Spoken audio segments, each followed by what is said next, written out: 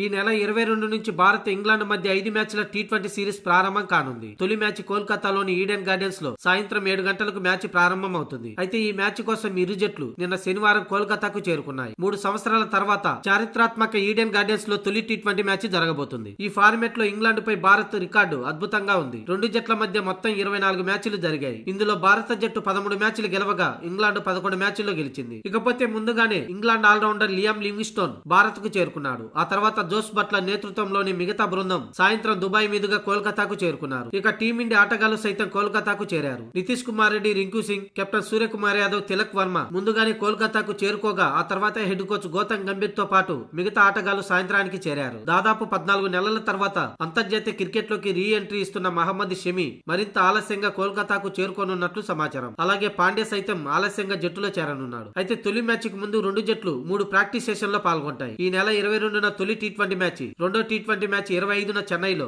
ఇక మూడో T20 match 28న Rajkot లో జరగనుంది. ఇక 4వ మ్యాచ్ జనవరి 31న పూణేలో, చివరిదైన 5వ టీ20 మ్యాచ్ ముంబైలోని వాంఖేడే స్టేడియంలో జరుగుతుంది.